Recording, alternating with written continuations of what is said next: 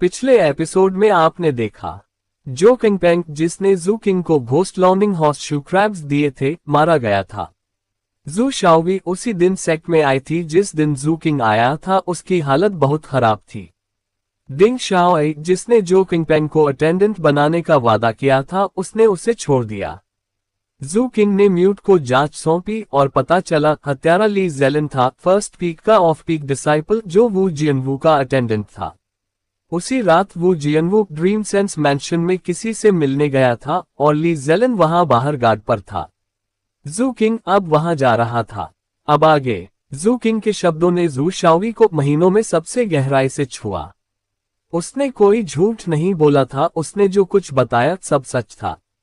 सिर्फ उस कड़वाहट और दर्द को छोड़ दिया था जो उसने महीनों में झेला था जो किंगपेंग की मौत की खुद जांच करते हुए। और उसने ये नहीं बताया कि 7 ब्लड आइज में उससे बिल्कुल भी अपनापन महसूस नहीं होता था। वो सेक्ट से नफरत नहीं करती थी, लेकिन उसे समझ नहीं आता था एल्डर ब्रदर जो जैसा अच्छा व्यक्ति इतनी अचानक कैसे मारा जा सकता था। आखिर में वो वह सब करना चाहती थी उस एहसान को चुकाने के लिए जो उसने दिखाया था। कभी कभी वो खुद से पूछती थी क्या वो सब कुछ करना इसके लायक था। उसे बस इतना पता था अगर उसने हार मान ली तो वो अपने दिल में बची हुई उस थोड़ी सी गर्माहट को भी खो देगी। 7 ब्लड आइज में आने के बाद से गर्माहट की वो थोड़ी सी मात्रा उसके लिए बहुत कीमती थी। वो उसे खोना नहीं चाहती थी। हालांकि जू किंग ने धीरे से उसे साष्टांग प्रणाम करने से रोक दिया, वो फिर भी घुटनों के बल बैठी रही। ऐसा लग रहा था उसके जैसे कमजोर व्यक्ति के लिए घुटनों पर बैठना सुरक्षा का एहसास देता था। जू किंग ने मन ही मन गहरी सांस ली, अपनी आइडेंटिटी मेडालियन निकाली, अपने कॉन्टैक्ट्स में से किसी को ढूंढा और वॉइस मैसेज भेजा, मेरे पास आओ। थोड़ी ही देर में एक दुबला पतला शख्स रात में से तेजी से जू किंग की तरफ आया। जब जू शाओवी ने इस व्यक्ति की उपस्थिति महसूस की उसकी पुतलियां सिकुड़ गईं। उसने पीछे मुड़कर देखा, एक बच्चा धूसर डाउस्ट रोब में जिसके नीचे एक डॉग स्किन जर्कन था। जर्कन ने रोब को फूला हुआ और उभरा हुआ दिखाया था, लेकिन उस बच्चे की आंखें ठंडी थीं और उसमें एक बलिष्ठ ऑरा थी जो उसे देखने वाले को कांपा देती थी। जू शाओवी ने गहरी सांस ली। उसने इस व्यक्ति के बारे में सुना था जो अपने डाउस्ट रोब के नीचे डॉग स्किन जर्कन पहनता था। वो म्यूट था। पिछले आधे साल में उसने अपने लिए काफी रेप्यूटेशन बना ली थी। जू किंग की तरह वो वायलेंट क्राइम्स डिवीजन में प्रमुखता से उभरा था और अपने क्रूर और निर्दयी तरीकों के लिए जाना जाता था। उसने बहुत सारे क्रिमिनल्स का वध किया था और हालांकि वो सिर्फ ची कंडेंसेशन के 7वें लेवल में था, उसने छोटे संगठनों के कई ची कंडेंसेशन 9वें लेवल के कल्टिवेटर्स को गिराया था। और इसकी वजह थी म्यूट किसी भी आउटलॉ से ज्यादा अपनी जान दांव पर लगाने को तैयार रहता था, जैसे उसके लिए अपनी जान दांव पर लगाना कोई बड़ी बात नहीं थी। एक बार जब वो किसी दुश्मन पर नजर जमा लेता तो या तो वो मरता या वो मरता। यही उसका तरीका था। म्यूट को अपनी तरफ दौड़ता देख जू शाओवी तुरंत डर गई। म्यूट ने जू शाओवी पर एक नजर डाली, फिर जू किंग के सामने घुटनों पर बैठ गया। उसके चेहरे पर उन्माद और खुशी का भाव था। जो किंगपेंग की मौत की जांच करो, जू किंग ने कहा, अगर विवरण जानने की जरूरत हो तो उससे जेट स्लिप के माध्यम से पूछ लेना। उसने जू शाओवी की तरफ इशारा किया। म्यूट ने दृढ़ता से सिर हिलाया, फिर मुड़ा और चला गया। उसने जू शाओवी से एक भी सवाल नहीं पूछा। जाहिर था उसे लगा दूसरों से घटना के बारे में पूछना खुद को अक्षम दिखाने जैसा होगा। जू किंग ने म्यूट को जाते देखा, फिर चुपचाप वहीं खड़ा रहा, इंतजार करता रहा। शाम बीत चुकी थी। सूर्यास्त की आखिरी लाली ने काली रात को रास्ता दे दिया था। चांद मुश्किल से दिख रहा था। रात आ गई थी। जू किंग ने हार्बर में एक खास बर्थ चुनी थी जहां चाहे दिन हो या रात शांति रहती थी। म्यूट ने जू किंग को ज्यादा देर इंतजार नहीं कराया। उसकी पूरी जांच में बस 2 इंसेंस स्टिक्स का समय लगा। वापस आकर वो घुटनों पर बैठ गया और गंभीरता से जू किंग को एक जेड स्लिप सौंपी। जू शाओवी ने महीनों इस मामले की जांच में बिताए थे और ऐसा करने में भारी कीमत चुकाई थी, लेकिन म्यूट को 2 इंसेंस स्टिक्स का समय लगा। बेशक ये वायलेंट क्राइम्स डिवीजन में उसकी स्थिति का नतीजा था। जू शाओवी कांपती हुई इंतजार कर रही थी। जू किंग ने जेड स्लिप की सामग्री की जांच की।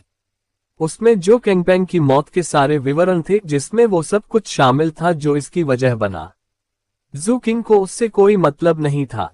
वो बस जानना चाहता था दोषी कौन था। हत्यारा सेवेंथ पीक का नहीं था। उसका नाम ली जेलन था। वो फर्स्ट पीक का ऑफ पीक डिसाइपल था, ची कंडेंसेशन के नॉवेल लेवल में था और वो एक निर्दयी हत्यारा था। जेड स्लिप के अनुसार वो कम से कम 11 अन्य ऑफ पीक डिसाइपल्स की मौतों में शामिल था। लेकिन वो सावधान था। वो हमेशा शहर के दूसरे जिलों में जाकर दूसरे डिसाइपल्स को मारता था और हमेशा बहुत विशिष्ट लोगों को टारगेट करता था। इसकी वजह से वो कभी जांच का विषय नहीं बना। सेवन ब्लड आइज में ऐसी चीजें हर समय होती थीं। जब तक कोई डिसाइपल बहुत ज्यादा न करे और जब तक वो किसी ताकतवर एक्सपर्ट का ध्यान आकर्षित न करे, सेक्ट को कोई फर्क नहीं पड़ता था और उनके साथ कुछ नहीं होता था। जो केंगपेंग का ये मामला एकदम सही उदाहरण था। अगर जू किंग उसका एहसानमंद न होता तो वो मर जाता और मामला वहीं खत्म हो जाता। म्यूट ने अच्छा काम किया था। घटना और हत्यारे के सारे विवरण के अलावा उसके पास ली जेलन के संबंधों के नेटवर्क की सारी जानकारी भी थी। उसे फर्स्ट पीक के वू जियनवू ने अपना अटेंडेंट बनाया था। आज शाम ही वू जियनवू ने किसी अज्ञात व्यक्ति का निमंत्रण स्वीकार किया ड्रीम सेंस मैंशन में मिलने के लिए। ली जेलन अभी वहां बाहर गार्ड पर खड़ा है। जू किंग ने सिर हिलाया और जेड स्लिप घबराई हुई जू शाओवी को दे दी। उसने उसे लिया, सामग्री देखी, फिर उसकी सांसें तेज हो गईं। खासकर तब जब वो रिपोर्ट के अंत तक पहुंची। उसने जू किंग की तरफ देखा। उसका चेहरा कड़वाहट और हिचक से भरा था। सेक्ट अंकल जू, ये। हालांकि जेड स्लिप ने हत्यारे की पहचान बता दी थी, लेकिन ली जेलन कौन था ये देखते हुए जू शाओवी को यकीन नहीं था जू किंग मदद करता रहेगा या नहीं। चलो, जू किंग ने कहा। उसके चेहरे का भाव वैसा ही था जैसा हमेशा था। म्यूट आगे बढ़ा। जू किंग उसके पीछे हो लिया। जू शाओवी ने देखा जू किंग उसके पास से गुजरा तो उसका मुंह खुला रह गया। फिर उसने गहरी सांस ली, अपना दिल शांत किया और उनके पीछे चल दी। ड्रीम सेंस मैंशन एक रेस्टोरेंट था। दरअसल ये पोर्ट डिस्ट्रिक्ट के सबसे मशहूर रेस्टोरेंट्स में से एक था। ये बहुत बड़ा था और आमतौर पर बड़ी भीड़ लगती थी। ये साफ तौर पर कोस्ट गार्ड डिवीजन द्वारा चलाए जाने वाले रेस्टोरेंट से एक उच्च स्तर पर था। ये खास तौर पर तब साफ हो जाता था जब आप मेन्यू को देखते थे। वे स्पिरिट फूड में माहिर थे। जब आप ऐसा खाना खाते थे तो ये आपके फ्लैशली बॉडी को मजबूत करता था और मुटेजन को बाहर निकालने में मदद करता था। हालांकि ऐसे लाभ थोड़े थोड़े होते थे, लेकिन वो जमा होते जाते थे और समय के साथ महत्वपूर्ण सुधार ला सकते थे। ड्रीम सेंस मैंशन के दूसरे तल पर एक अत्यधिक सजाए गए निजी कमरे में 3 लोग एक मेज के चारों तरफ बैठे थे। अगर जू किंग वहां होता तो वो सभी को पहचान लेता। पहला था फर्स्ट पीक का वू जियनवू। उसके सामने बैठा था कैप्टन, जिसका चेहरा थोड़ा पीला दिख रहा था। कैप्टन अब अदृश्य नहीं था और वापस पूरी तरह ठीक लग रहा था। उसकी सारी चोटें ठीक हो चुकी थीं। तीसरा व्यक्ति जो वहां बैठा सांसें ले रहा था, वो और कोई नहीं, प्लैंक स्प्रिंग वे का इनकीपर था।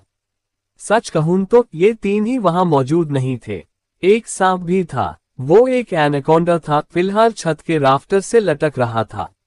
वो इधर उधर हिल रहा था जैसे उब रहा था और अपना मनोरंजन कर रहा था। कभी कभी वो कैप्टन की तरफ जीभ निकालती या कुछ कूकू की आवाजें करती जैसे कुछ पूछ रही हो। कैप्टन मुस्कुराया। उसने एनाकोंडा की तरफ देखा और बोला, लिंगा, क्या तू किसी के बारे में सोच रही है? कू, ये कैसा रहेगा? कैप्टन ने बहुत मासूम दिखते हुए कहा, मुझे उस मुटेजन मिस्ट की 10 बॉटल्स दे दे जो तूने हार्वेस्ट की है। ऐसा कर तो मैं उस छोटे लड़के को यहाँ बुलाऊंगा और वो पूरी शाम तेरे साथ बिताएगा। ये उचित है ना? एनाकोंडा की आंखें चमक उठी, लेकिन उससे पहले बूढ़ा इनकीपर बीच में कूद गया। बहुत हो गया, चैन अर्न यू। अगर तुम मुझे ठगना चाहते हो तो ठीक है, लेकिन बच्ची को मत ठगने की कोशिश कर। इस बीच वू जियनवू ने कैप्टन की तरफ ठंडी नजर से देखा, शराब का एक जग उठाया और एक घूंट पिया। फिर उसने ठंडे स्वर में कहा, यदि न्याय के हृदय में लालच भर जाए तो वह दिन आएगा जब वो खून बहाएगा। कैप्टन ने कुछ बार पलकें झपकाई, फिर एक सेब निकाला और उसे खाने लगा। वू जियनवू की तरफ रहस्यमयी मुस्कान के साथ देखते हुए उसने कहा, मुझे पता है तू अभी अभी सेक्लूजन से बाहर आया है लिटिल जियनजियन, इसलिए तू नहीं जानता क्या हो रहा है और तुझे कोई अंदाज नहीं है कि मैं कितना ताकतवर हो गया हूँ। लेकिन मैं तुझे बता दूं, अगर मैं सेक्ट ग्रैंड अंकल होता तो मैं तेरी इतनी पिटाई करता कि तू सामान्य आदमी की तरह बात करना सीख जाता। वू जियनवू की भौहें ऊपर नीचे हो गईं, उसने जवाब दिया, आंखें मटकाओ, रहस्य बनाओ, स्वर्गीय बिजली वीरों को पागल बनाती है। कैप्टन मुस्कुराया और बोला, अब बात करना बंद कर सकता है।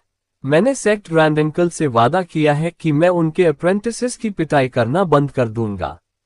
तो चिंता मत कर, मैं तुझ पर हाथ नहीं उठाऊंगा। इनकीपर ने अपना मुंह हाथ में ले लिया। बस करो, मैंने आज तुम दोनों को यहाँ 3 कारणों से बुलाया है। मुझे समझाने दो ताकि मैं जा सकूं। बस तुम दोनों के आसपास रहना परेशानी है। पहला, वू जियनवू, तुम्हारे मास्टर ने जो समय सीमा मुझसे कही थी वो लगभग खत्म हो रही है। दुर्भाग्य से मैं 7 ब्लड आइज में ज्यादा नहीं रह सकता। इसलिए जाने से पहले मैं चाहता हूं इन पर सील्स को मजबूत किया जाए। अपने मास्टर से कह जल्दी से लोग भेजे मदद के लिए, नहीं तो पता नहीं क्या हो सकता है। दूसरा, चैन अर्न्यू, मैं तुम्हारे सील्स को 3 बार और मजबूत कर सकता हूं। उसके बाद तुम्हें कोई दूसरा सप्रेशन मेथड सोचना होगा, आदर्श रूप से कुछ ताकतवर जैसे गॉडलीनेस। नहीं तो अगर वो चीज जीवित हो गई तो हो सकता है तुम वो न रहो जो अब हो। इनकीपर ने कैप्टन की तरफ बहुत अर्थपूर्ण नजर से देखा। कैप्टन ने अपनी सामान्य मुस्कान के साथ वापस देखा, जैसे उसे किसी भी चीज की कोई चिंता नहीं थी। लेकिन अगर जू किंग यहाँ होता तो कैप्टन से उसकी फेमिलियरिटी उसे तुरंत बता देती। इनकीपर के शब्दों को सुनने के बाद कैप्टन ने सेब खाना बंद कर दिया था। तीसरा, जैसा मैंने पहले कहा, मुझे कुछ समय के लिए जाना है। लिंगा को फाउंडेशन एस्टैब्लिशमेंट तक पहुंचना है। वो एक विशेष लड़की है, इसलिए मुझे उसे उसके एंसेस्ट्रल लैंड ले जाना है। मैं शायद कुछ सालों तक वापस नहीं आऊंगा। स्नेक ने अपना सिर हिलाया, बूढ़े इनकीपर की तरफ देखा और बोली, कू कू। इनकीपर ने उसकी तरफ देखा, तू अब भी उस जू लड़के पर अटकी हुई है। क्या तुझे बिल्कुल डर नहीं है कि वो तुझे खा जाए? कू। स्नेक ने देखा और 1 इंच भी पीछे नहीं हटी। स्नेक को ऐसे देखकर बूढ़े इनकीपर ने सांस ली और उसके चेहरे पर झुर्रियां और गहरी हो गईं। कैप्टन ने अपना गला साफ किया और स्नेक की तरफ उत्साहजनक नजर डाली। वो जू किंग लड़का बिल्कुल बुरा नहीं है। लिंगा के साथ वो एक अच्छी जोड़ी बनेगी। लिंगा बहुत खुश दिखी और इधर उधर हिलने लगी। उसने कैप्टन के लिए एक मिस्ट फिल्ड बॉटल भी बाहर निकाली। कैप्टन मुस्कुराया, उसने बॉटल ली और अपने रोब की तह में रख ली। बिल्कुल अच्छी जोड़ी। असल में मुझे लगता है जू किंग लिंगा के लिए परफेक्ट कंसोर्ट होगा। कू। लिंगा ने उत्सुकता से पूछा, जाहिर तौर पर नहीं जानती थी कंसोर्ट क्या होता है। कैप्टन समझाने ही वाला था, तभी वू जियनवू की आंखें फैल गईं। ये तब हुआ जब कैप्टन ने जू किंग कहा। उस पल वू जियनवू अपनी कुर्सी पर आराम से लेटने से बिल्कुल सीधा बैठ गया। गंभीर दिखते हुए उसने कहा, धरती के नीचे कौन इस वर्णन से मेल खाता है? क्या वो अतीत का वह व्यक्ति हो सकता है? कैप्टन और इनकीपर ने एक दूसरे की तरफ देखा। मुझे समझ नहीं आया। मुझे कोई अंदाज नहीं है तुम किस बारे में बात कर रहे हो। वू जियनवू और भी अधिक उत्सुक लग रहा था। ठीक से सांस लेने में संघर्ष करते हुए उसने दांत पीसकर कहा, तुमने जू किंग का जिक्र किया। क्या तुम उसी जू किंग की बात कर रहे हो 7th पीक से, जो फाउंडेशन एस्टैब्लिशमेंट में है और हाल ही में बड़ा हंगामा किया, जो बहुत सुंदर है? क्या वो वही व्यक्ति है जिसकी तुम बात कर रहे हो? कैप्टन ने फिर से रहस्यमयी मुस्कान दिखाई और कहा, हाँ वही है जू किंग। वो मेरे डेप्यूटी डायरेक्टर्स में से एक है। तू उसे जानता है? वू जियनवू ने एक आवाज निकाली और शुरू किया, प्राचीन काल से मैं उसे नहीं जानता, स्वर्ग की। अगर तू उसे नहीं जानता तो ठीक है, कैप्टन ने बीच में टोक दिया। वो वापस आ गया है। क्यों न मैं उसे यहाँ बुलाऊं? तू उससे मिल सकता है या मैं तुझे उसके पास ले चल सकता हूँ। वू जियनवू की आंखें फैल गईं। उसने गहरी सांस ली और अपने पैरों पर खड़ा हो गया। मेरे घर में एक गोली बन रही है, मैं कैसे जा सकता हूं? अगर डेस्टिनी ने जोड़ा है तो कभी न कभी मिलेंगे। इतना कहकर वो जाने को मुड़ा, लेकिन इससे पहले कि वो जाता, एक चौंकाने वाला दबाव अचानक निजी कमरे पर भारी पड़ा सड़क से आ रहा। उस उतार चढ़ाव ने वू जियनवू का चेहरा गिरा दिया और लिंग की आंखें फैल गईं। एक साथ उन सब ने खिड़की से बाहर सड़क की तरफ देखा। पिछले एपिसोड में आपने देखा जू किंग म्यूट और जू शाओवी के साथ ड्रीमसेंस मैंशन पहुंच गया था। ली जेलन वू जियनवू का अटेंडेंट वहां बाहर गार्ड पर खड़ा था। वू जियनवू, कैप्टन और इनकीपर तीनों उसी रेस्टोरेंट में थे। लिंगा, वही एनाकोंडा जो जू किंग को पसंद करती थी, वहां थी। कैप्टन अब पूरी तरह ठीक लग रहा था और अदृश्य नहीं था। जू किंग का दबाव रेस्टोरेंट तक पहुंच गया था और वो अब ली जेलन के सामने था। अब आगे रात गहरी थी, चांद की रोशनी ठंडी थी, बारिश धीरे धीरे गिर रही थी। चांद आसमान में चांदी की थाली की तरह था, नीचे ठंडी रोशनी फैला रहा था। वो रोशनी बारिश के साथ मिल गई और सेवन ब्लड आइस के पोर्ट डिस्ट्रिक्ट पर ठंडी चमक डाल रही थी और अंततः ड्रीमसेंस मैंशन के बाहर ईव्स तक पहुंच गई। बारिश की बूंदें एक डोर में मोतियों की तरह थीं और डोरे पर्दे बन गईं। चांदनी से बचना नामुमकिन था और उसने धुंधली परछाइयां डाल दी। ये रात में लोगों की एक स्क्रॉल पेंटिंग जैसा लग रहा था, खासकर बारिश और चांद का ये दुर्लभ संयोग। धुंधली सड़कों से गुजर रहा था एक व्यक्ति, धूसर डाउस्ट रोब में और सफेद अम्ब्रेला। यह देखना नामुमकिन था कि अम्ब्रेला के नीचे कौन था, लेकिन वो पतला था और सीधा खड़ा था। इस व्यक्ति की ऑरा ने उनके आसपास की बारिश को कोहरे में बदल दिया जिसमें से वो गुजर रहा था। उसके जूतों के तलवे चलते हुए लहरें छोड़ रहे थे, छोटे छोटे घेरे बनाकर बाहर फैल रहे थे।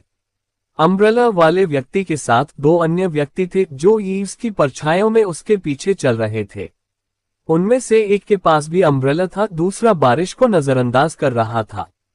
ये नया आने वाला जू किंग था और परछाइयों में उसके पीछे चलने वाले म्यूट और जू शाओवी थे। रात थी, लेकिन इस व्यस्त इलाके में मौज मस्ती अभी शुरू ही हुई थी। सड़क के दोनों तरफ की दुकानें व्यस्त थीं। लोग खा पी रहे थे, हंसी की आवाजें गूंज रही थीं, इधर उधर फ्लर्टेशियस बातचीत सुनाई दे रही थी। काफी सारे डिसाइपल्स ताकतवर औरस के साथ यहाँ इकट्ठा थे, जैसे कुछ दुकानों की रखवाली कर रहे थे। जाहिर था वे उन महत्वपूर्ण लोगों के अटेंडेंट्स थे जो इस इलाके में मौज मस्ती कर रहे थे। जू किंग का टारगेट यही था। ली जेलन, एक दुबला पतला युवक, ड्रीमसेंस मैंशन के ईव्स के नीचे आराम से बैठा था। वो एक फीमेल डिसाइपल से बातें कर रहा था, लेकिन फिर उसके चेहरे के भाव बदल गए और उसने सड़क की तरफ देखा। वो अकेला नहीं था। सड़क की लगभग सभी दुकानें अचानक शांत हो गईं। जू किंग ने अपनी कल्टीवेशन बेस से कोई फ्लक्चुएशंस नहीं फैलाई थी, लेकिन उसकी बेलफुल ऑरा 65 धर्म एपर्चर्स की शक्ति के साथ ये सुनिश्चित कर रही थी, जिसने भी उसे देखा वो हैरान रह गया। अनगिनत निगाहें अचानक उस पर टिक गईं। सबके देखते हुए जू किंग बिना किसी भाव के ड्रीमसेंस मैंशन के पास आ गया। जैसे ही वो पास आया, दूसरे तल पर एक खिड़की खुली और एक एनाकोंडा ने अपना सिर बाहर निकाला। उसने कुछ खुशी की कूकू की आवाजें की, जिससे जू किंग ने अपनी अम्ब्रेला को एक तरफ झुकाया और ऊपर देखा। वो मुस्कुराया। उस मुस्कान ने एनाकोंडा की कूकू को बीच में ही काट दिया। उसका शरीर अचानक थोड़ा ढीला पड़ गया और वो खिड़की से पूरी तरह बाहर निकलने ही वाली थी कि बूढ़े इनकीपर ने उसे पकड़ लिया। साथ ही उसने जू किंग की तरफ गुस्से और सतर्कता से देखा। जू किंग ने उनसे नजर हटाई और ड्रीमसेंस मैंशन के ईव्स के नीचे खड़े कांपते हुए ली जेलन की तरफ देखा। ली जेलन चिंता से फटा जा रहा था। वो इतनी जोर से हाँफ रहा था कि मुश्किल से सांस ले पा रहा था और उसकी आंखें जू किंग को देखते ही चुभ रही थीं। ऐसा लग रहा था जैसे वो किसी देवता को देख रहा हो, जिसके आसपास हवा ही विकृत हो रही थी। जैसे ये व्यक्ति एक विशाल भावर था, धीरे धीरे घूम रहा था और उसे निगलने की तैयारी कर रहा था।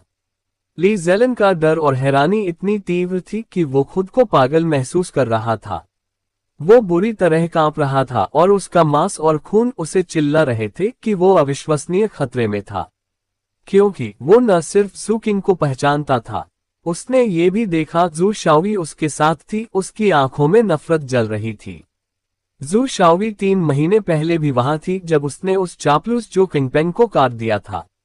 बाद में उसे पता चला कोई जो किंगपेंग की मौत की जांच कर रहा था। पूछताछ करने पर उसे पता चला वो जू शाओवी थी, वही लड़की जो अपने दोस्त के मारे जाने पर एक घायल हिरन की तरह बेबस खड़ी थी। ली जेलन के लिए जिन लोगों को वो एक थप्पड़ से मार सकता था वो ध्यान देने लायक भी नहीं थे। लेकिन जब उसने देखा जू शाओवी अपनी जांच में इतनी लगी हुई थी तो उसने मदद का ढोंग किया, फिर उसके साथ कुछ मजाक किया। उसके बाद उसे घृणित पाया और भगा दिया। लेकिन अब वो अपने मूल में कांप रहा था। सेक्ट में हर कोई जानता था जू किंग कौन था। जब ली जेलन ने जो किंगपेंग को मारा था तब वो जानता था जो किंगपेंग ने उसी दिन सेक्ट में प्रवेश किया था जिस दिन जू किंग ने किया था। लेकिन 7 ब्लड आइज में ऐसी चीजों का कोई महत्व नहीं था। डिसाइपल्स एक जार में जहरीले कीड़ों की तरह थे और दोस्ती विकसित करने की जहमत नहीं उठाते थे। अब भी ली जेलन को यकीन नहीं हो रहा था ये सच में हो रहा था। असल में वो खुद को यकीन दिलाने की कोशिश कर रहा था जू किंग किसी और वजह से यहाँ आया था। कांपते हुए उसने हाथ जोड़कर प्रणाम किया। नमस्कार सेक्ट अंकल जू। यही है वो, जू किंग ने म्यूट और जू शाओवी की तरफ देखते हुए पूछा। म्यूट ने सिर हिलाया। जू शाओवी ने ली जेलन की तरफ नफरत से देखा, उसके दांत पीस रहे थे। जिस पल उसने उस जेड स्लिप में उसका नाम देखा उसे पता चल गया था वो कितनी मूर्ख थी। उसने गुस्से से सिर हिलाया। ये देखते ही ली जेलन का दिल तेज धड़कने लगा और वो सहज रूप से पीछे हटने लगा। मालिक, मदद, मैं। इससे पहले कि वो कुछ और कहता, जू किंग से एक काला आयरन स्क्यूअर निकला और उसकी गर्दन में घुस गया। उसके अंदर की लाइटनिंग की शक्ति ने ली जेलन की सोल को तुरंत नष्ट कर दिया और उसकी त्वचा पर दरारें फैल गईं जैसे उसका शरीर ढहने वाला था। स्क्यूअर की शक्ति ने आसमान से बिजली बुला ली। एक पल में एक विशाल बिजली का बोल्ट चांदी के सांप की तरह नीचे गिरा और ली जेलन के शव पर जा लगा। एक धमाके की आवाज आई और शव विस्फोटित हो गया। अनगिनत जली हुई धुएं वाली मांस की कतरने बन गया जो बारिश से भीगी सड़क पर फुफकारती हुई गिरी। ये एक पूरी तरह से चौंकाने वाला दृश्य था जिसने सभी दर्शकों के दिलों में हैरानी की लहरें फैला दी। ये स्वाभाविक था कि एक फाउंडेशन एस्टैब्लिशमेंट कल्टिवेटर एक ची कंडेंसेशन डिसाइपल को आसानी से मार सकता था, लेकिन जू किंग के तरीके बस शानदार थे। उसने असल में आसमान से बिजली गिराई और ये सभी को स्तब्ध करने के लिए काफी था। स्क्यूअर जू किंग के पास वापस उड़ा और उसके पीछे परछाइयों में घुल गया। इससे भी दर्शक कांप उठे। जैसे सन्नाटा छा गया, जू किंग जाने को तैयार हुआ, लेकिन ठीक उसी पल लिंगर द्वारा खोली गई दूसरे तल की खिड़की से एक उत्सुक आवाज आए। अरे लिटिल जियन, क्या वो लड़का तुम्हारा एक अटेंडेंट नहीं था? और वो मदद के लिए पुकार ही रहा था, है ना? ये आवाज कैप्टन की थी। जब जू किंग ने पहले एनाकोंडा और इनकीपर को देखा था तब उसने निजी कमरे के अंदर 2 परिचित व्यक्तियों को देख लिया था। उसने अपना सिर झुकाया और खिड़की से अंदर देखा। निजी कमरे के अंदर फर्स्ट पीक का चोजन वू जियन वू कैप्टन की तरफ देख रहा था जो रहस्यमयी मुस्कान के साथ बैठा था। थोड़ी देर की चुप्पी के बाद वू जियन वू ने ठंडी सांस ली, फिर अपनी आस्तीन फड़फड़ाई। लाइफ फ्लेम की फ्लक्चुएशंस उससे बाहर निकली, पूरे क्षेत्र को भरते हुए। वू कैप्टन चिल्लाया। वू जियन वू की राय में कैप्टन एक बेवकूफ था और वो बेवकूफों से बात करने में समय बर्बाद नहीं करना चाहता था। इसलिए कैप्टन की तरफ एक नजर भी डाले बिना वो खिड़की की तरफ बढ़ा। उसके चेहरे पर गहरी उदासी थी। जब तक वो खिड़की तक पहुंचा उसकी कल्टिवेशन बेस की फ्लक्चुएशंस जोरदार तरीके से बाहर फैल रही थी। जैसे ऊपर बिजली गरज रही थी, आसमान में अनगिनत ब्रॉन्ज तलवारें दिखाई दी और सभी नीचे की तरफ इशारा कर रही थी। ऐसा लग रहा था जैसे स्वर्ग खुद गुस्से में था और वू जियन वू वहां खड़ा था। उसके अंदर विस्फोटक किलिंग इंटेंट बन रहा था। उसने नीचे जू किंग की तरफ देखा। तुमने मेरा अटेंडेंट क्यों मारा? उसने अहंकार से पूछा। उसका नाटकीय शक्ति प्रदर्शन और उसका उदास चेहरा उसे बिल्कुल वैसा बना रहा था जैसा हर कोई एक चोजन से उम्मीद करता था। उसके शब्द गरज की तरह गूंजे, पूरे क्षेत्र को भरते हुए। उसी समय अनगिनत ब्रॉन्ज तलवारें शानदार रोशनी से चमक उठी। क्षेत्र में हर कोई गहराई से हिल गया। असल में बहुत सारे लोग जाने लगे। उन्हें लगा एक विशाल लड़ाई होने वाली थी। आखिर जू किंग ने वू जियनवू के अटेंडेंट को सड़क पर ही मार दिया था, और ये वू जियनवू के चेहरे पर एक थप्पड़ माना जा सकता था।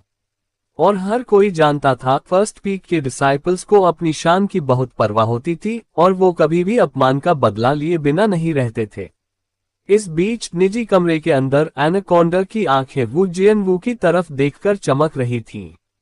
ऐसा लग रहा था जैसे वो उसे पीटना चाहती थी, लेकिन बूढ़ा इनकीपर उसे कसकर पकड़े रहा। साथ ही बूढ़ा असल में बहुत प्रसन्न महसूस कर रहा था और सोच रहा था, आह जू किंग, अब तू क्या करेगा? फर्स्ट पीक अपनों की देखभाल करता है। वू जियनवू के 8 एल्डर ब्रदर्स हैं जिन्हें बड़ी लड़ाइयां बहुत पसंद हैं। सड़क पर म्यूट और जू शाओवी दोनों हिल गए। म्यूट, हालांकि वू जियनवू का दबाव उसे कांपा रहा था, फिर भी अपने नुकीले दांत दिखा रहा था और वू जियनवू के गले पर नजर गड़ाए था। जू शाओवी अपना होंठ काट रही थी, चिंता उसके अंदर बढ़ रही थी और वो खुद को कोस रही थी कि उसने जू किंग को इस मामले में घसीट लिया। लेकिन हालांकि बाकी सब हैरान लग रहे थे, जू किंग के चेहरे का भाव वैसा ही था जैसा हमेशा था। उसने खिड़की के पास खड़े वू जियनवू की तरफ देखा और उसकी आंखें ठंडी थीं। एक भी शब्द नहीं कहा। उसने अपना दाहिना हाथ बढ़ाया और उसके पीछे परछाइयों से उसका आयन स्क्यूअर बाहर तैरने लगा। ठीक उसी समय वू जियनवू के मुंह से हंसी फूट पड़ी। असल में उसने अपना सिर पीछे झुकाया और जोर से हंसने लगा। फिर वो बहुत ऊंची आवाज में बोला, जैसे ये सुनिश्चित करना चाहता हो कि हर कोई उसे स्पष्ट रूप से सुन सके। तो ऐसा हुआ। अब पूरी तरह समझ में आ गया। अब मैं समझ गया, ये व्यक्तिगत बदला लेने का मामला था। मुझे वू जियनवू को निश्चित रूप से हस्तक्षेप नहीं करना चाहिए। जू किंग ने भौहें चढ़ाई लेकिन कुछ नहीं कहा। एक पल बीता। नहीं नहीं, तुम्हें मुझे भोजन कराने की जरूरत नहीं है, मैं पूरी तरह समझ गया। एक ठहराव के बाद वू जियनवू फिर से जोर से हंसा। हा, ब्रदर जू, तुम्हें सच में इतनी परेशानी करने की जरूरत नहीं है, और वैसे भी मेरे पास अभी समय नहीं है। सच में इसे भूल जाओ। वैसे मैंने सीज़ोंबी टेरिटरी में तुम्हारे वीरतापूर्ण कारनामों के बारे में सुना। अद्भुत। क्या नहीं, तुम बहुत विनम्र हो। ठीक है, ये देखते हुए कि तुम मेरे साथ कितना अच्छा व्यवहार कर रहे हो, मैं वू जियनवू इस व्यक्ति को मारने के लिए लगने वाला 10,000 स्पिरिट स्टोन्स का जुर्माना खुद भर दूंगा।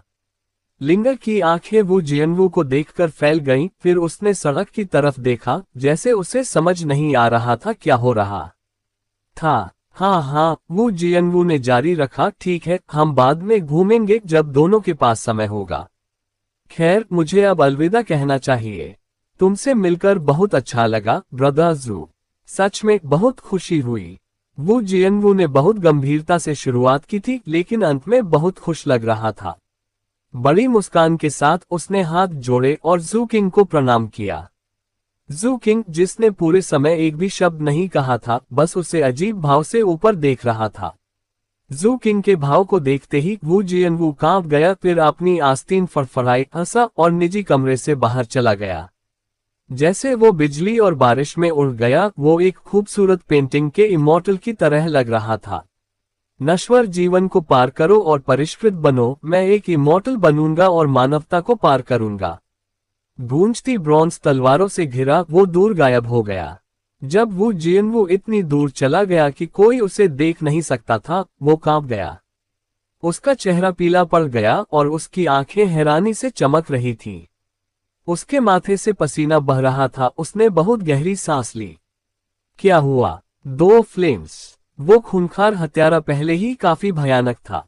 अब जब उसके पास 2 लाइफ फ्लेम्स हैं, अगर मैं उससे सेक्ट के बाहर मिल गया तो वो मुझे जरूर मार डालेगा। उसका दिल तेज धड़क रहा था। वो इस नतीजे पर पहुंचा कि वो अगले कुछ महीनों तक सेक्ट से बाहर नहीं निकल सकता। अपनी तेज समझ की बदौलत मैं उसे बहुत शान दे दी। मैंने उसके लिए जुर्माना भी भर दिया। वो एक समझदार व्यक्ति है ना? अगली बार जब हम मिलेंगे तो वो मुझे मारने की कोशिश नहीं करेगा। आह कितना सिरदर्द है। नहीं, जब तक मेरे पास 2 लाइफ फ्लेम्स नहीं हो जाती, मैं अपने मैंशन ग्रोटो से बाहर नहीं निकलूंगा। इस बीच ड्रीम सेंस मैंशन के बाहर जू किंग बारिश में खड़ा था, उसके चेहरे पर अजीब सा भाव था। म्यूट पूरी तरह हैरान था और जू शाओवी स्तब्ध लग रही थी। लिंगा ने संदेह से पलकें झपकाईं और बूढ़ा इनकीपा कुछ कहने लायक नहीं रह गया था।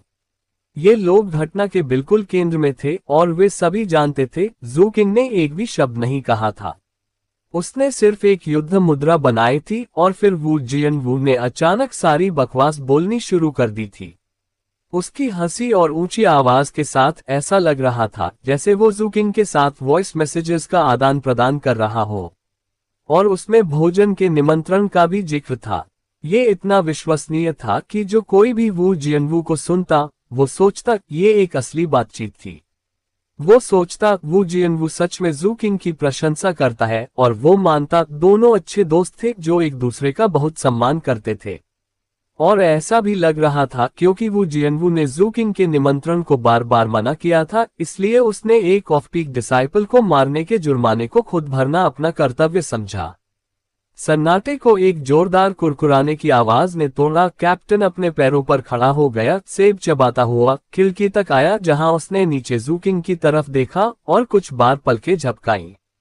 बहुत प्रभावशाली अभिनय लिटिल जियनजियन, मैं मानता हूं, मैं हैरान हूं। जू किंग ने ऊपर देखा और देखा कैप्टन के सभी 4 अंग बरकरार थे। जू किंग की आंखों में एक अजीब सी चमक आई। कैप्टन इस बार बहुत जल्दी ठीक हो गया था, लेकिन ये देखते हुए कि उसने अपने खोए हुए अंगों को कितनी जल्दी फिर से उगा लिया था, जू किंग को अनुमान लगाना पड़ा उसने कोई कल्टिवेशन टेक्निक या औषधि का उपयोग नहीं किया था, बल्कि कोई अजीबोगरीब क्षमता थी। इस बीच लिंगा ने इनकीपर की सदमे की स्थिति का फायदा उठाया, उसकी पकड़ से छूट गई, खिड़की से बाहर निकल गई और जू किंग के पास आ गई। जू किंग की आंखें एक पल के लिए सिकुड़ गईं, लेकिन फिर उसने सांप की आंखें देखीं और वो परिचित लगी जैसे वो पहले कभी मिले थे।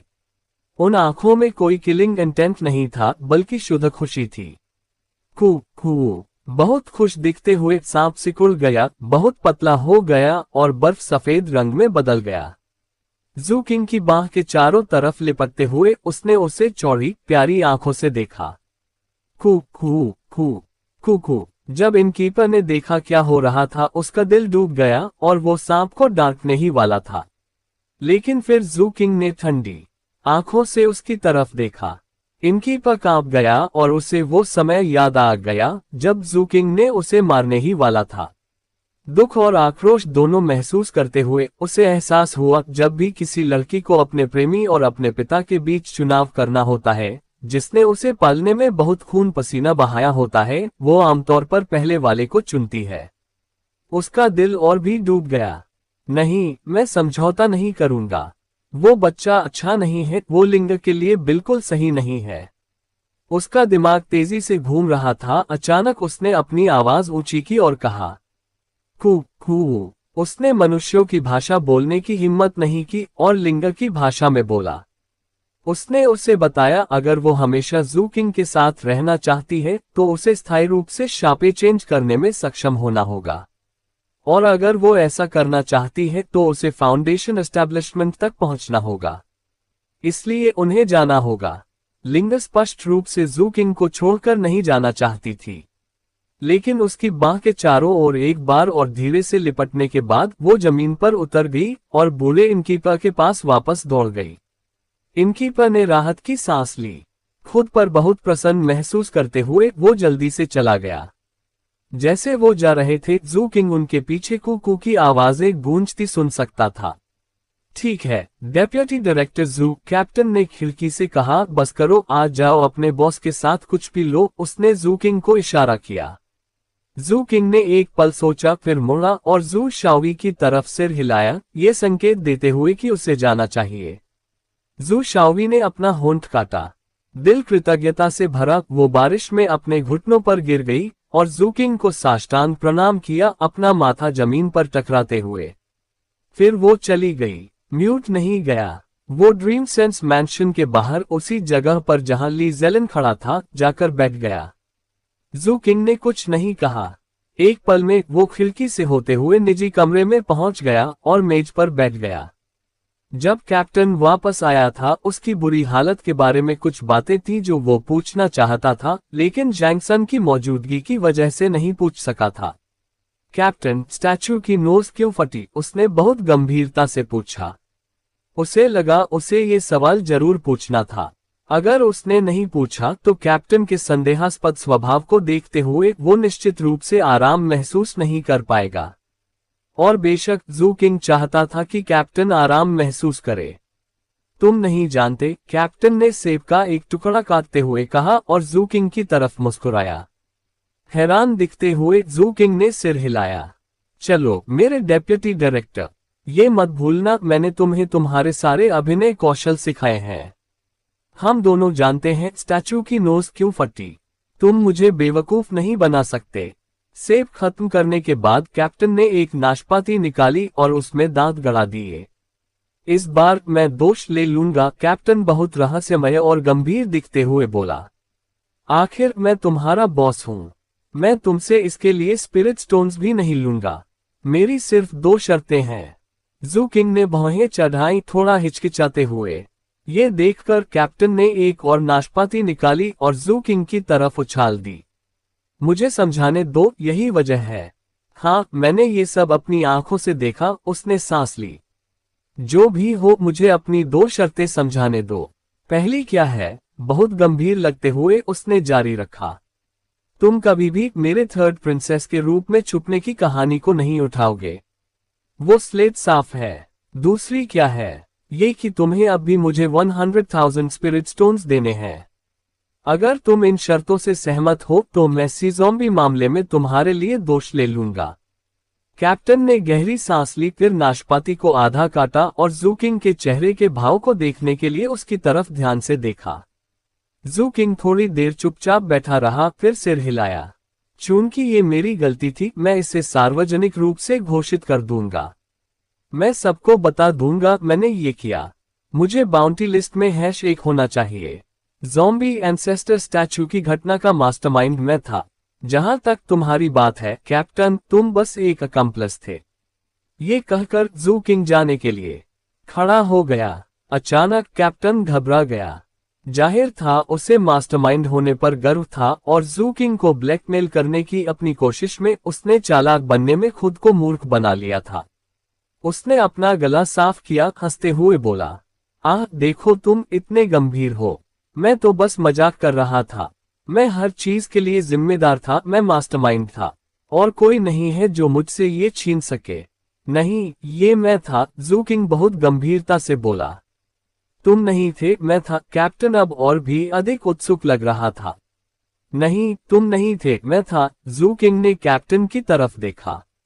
बेहद गंभीरता से कैप्टन ने कहा, जू किंग, मुझे तुम्हें कुछ रचनात्मक आलोचना देनी है। मैं बहुत स्पष्ट रूप से कह रहा हूं, ये तुम नहीं थे। इसलिए ये तुम नहीं थे, ये मैं था। जू किंग अचानक अनिश्चित लग रहा था। सच में तुम थे? बेशक मैं था। मैंने जॉइन का मांस खाया, फिर स्टैचू का एक टुकड़ा काटा। जॉइन के मांस की शक्ति विस्फोटित हुई, डिवाइन लाइकनेस के अंदर एक चेन रिएक्शन पैदा कर दी, जिसके परिणामस्वरूप विस्फोट हुआ। ये गॉडलीनेस की प्रतिक्रिया थी। वापस आने के बाद मैंने कुछ प्राचीन रिकॉर्ड पढ़े और पाया जॉइन और ज़ॉम्बीज दोनों के पूर्वज एक ही हैं। ये स्पष्ट रूप से बताता है उसकी ऑरा ने ज़ॉम्बी एंसेस्टर स्टैचू से प्रतिक्रिया क्यों पैदा की। जू किंग स्तब्ध दिख रहा था। थोड़ी देर सोचने के बाद उसने सिर हिलाया, लेकिन फिर वो हिचकिचाया और एक और सवाल पूछने ही वाला था कि कैप्टन उठा और जोर से हंसा। माफ करना छोटे जूनियर ब्रदर, लेकिन मुझे एक और काम निपटाना है। मैं खुद चला जाऊंगा। इस बारे में ज्यादा मत सोचो। पूरी बात सच में मेरी गलती थी। काम का इतना बोझ, काश ऐसा न होता। वैसे अब ज्यादा देर नहीं लगेगी जब मुझे उस बड़ी योजना के बारे में जरूरी जानकारी मिल जाएगी जिसका मैंने जिक्र किया था। फिर मैं सब कुछ समझा सकता हूँ। कैप्टन निजी कमरे से जल्दी से बाहर चला गया। जब वो सड़क पर नीचे आया तो उसने एक और सेब निकाला, एक टुकड़ा काटा, फिर सांस ली। लगता है ये सच में वो बच्चा नहीं था जिसने ये किया। तो क्या मैं असल में दोषी था? हाँ, मैं ही था। ये तर्कसंगत लग रहा था और कैप्टन वास्तव में इस बारे में बहुत अच्छा महसूस कर रहा था। आखिर बॉस के तौर पर यह समझ में आता था कि वो मास्टरमाइंड होगा। निजी कमरे में वापस जू किंग ने राहत की सांस ली। आखिरकार उसे लगा वो आराम से रह सकता है। इतना सब करने के बाद कैप्टन को मुझ पर संदेह नहीं होगा। ये सोचकर संतुष्ट महसूस करते हुए वो ड्रीम सेंस मैंशन से बाहर निकला और अपनी बर्थ पर वापस चला गया। वहां उसने अपनी कल्टीवेशन पर काम किया और कैप्टन की बड़ी योजना के बारे में सुनने की प्रतीक्षा में रहा। 1 महीना बीत गया। इस समय के दौरान ज़ॉम्बीज़ के साथ जंग एक महत्वपूर्ण बिंदु पर पहुंच गई। अनगिनत प्रजातियां देख रही थीं, क्योंकि उन 3 फोर्टिफाइड आइलैंड्स पर कब्जा करने के बाद ज़ॉम्बीज़ के एंसेस्ट्रल लैंड तक 7 ब्लड आइज के रास्ते में कोई रुकावट नहीं थी। और इस तरह मुख्य आइलैंड को लेने के लिए एक सामान्य आक्रमण शुरू हो गया। इस बीच हार्बर 176 का म्यूजियम अंततः व्यवसाय के लिए खुल गया। ज़ैंग सन ने नोज के दोनों टुकड़ों को एक साथ जोड़ने का शानदार काम किया था, इतनी अच्छी तरह से कि ये बताना लगभग असंभव था कि वे एक नाक नहीं थे। उसने एग्जिबिट में 2 एवर बर्निंग फ्लेम्स भी जोड़ दी थीं, और पेट्रियार्क का सुलेख इस सब के ऊपर लटका था। म्यूजियम के खुलने से सेक्ट में बड़ी हलचल मच गई। बैटलफील्ड पर पेट्रियार्क और सेक्ट के सभी शीर्ष सदस्य बहुत समर्थन कर रहे थे। इसने समुद्र पर आसपास के लोगों के बीच भी हलचल पैदा कर दी, जिनमें से कई एग्जिबिट देखने के लिए आने का इंतजार नहीं कर सकते थे। हार्बर 176 जल्द ही पहले से कहीं अधिक व्यस्त हो गया। हर जगह से लोग आ रहे थे, और जैसा ज़ैंग सन ने कहा था, उन्हें म्यूजियम की रखवाली के बारे में चिंता करने की जरूरत नहीं थी। सेक्ट ने उनके लिए ये काम किया। सेक्ट में पीछे रह गए गोल्ड कोर एल्डर्स को पेट्रियार्क से खुद म्यूजियम को सुरक्षित रखने के आदेश मिले थे। साथ ही जू किंग और चेन अर्न्यू के लिए इनाम अंततः पेट्रियार्क द्वारा घोषित किया गया। चेन अर्न्यू और जू किंग 7 ब्लड आइज के एनवॉय डिसाइपल्स के रूप में सेवा करेंगे। चेन अर्न्यू को एशेलॉन के भीतर पदोन्नत किया जाएगा, और जू किंग को इसके द्वारा एशेलॉन में शामिल किया जाता है। दोनों को सेक्ट के मैजिकल ट्रेजर के प्रोजेक्शन को 3 बार बुलाने की अनुमति दी जाएगी। दोनों को जंग समाप्त होने के बाद गोल्ड कॉ के लिए एक नियत अवसर दिया जाएगा। उपरोक्त वस्तुएं इनाम का पहला भाग है। इनाम के आगे के पहलुओं पर जंग के बाद चर्चा की जाएगी। पूरा सेक्ट चर्चा में था। पहली बात एशेलॉन का उल्लेख, दूसरी बात एनवॉय डिसाइपल शब्द का उपयोग। सच कहूं तो 7 ब्लड आइज में किसी को नहीं पता था एनवॉय डिसाइपल क्या होता है। ऐसा इसलिए था क्योंकि अब तक 7 ब्लड आइज में कभी कोई एनवॉय डिसाइपल नहीं था। जल्द ही लोगों को पता चल गया एनवॉय डिसाइपल्स क्या होते हैं। जू किंग और कैप्टन को 7 पीकलॉर्ड्स का प्रतिनिधित्व करने का काम सौंपा गया, उन आगंतुकों का स्वागत और मनोरंजन करने के लिए जो ज़ॉम्बी एंसेस्टर की नोज देखने आए थे।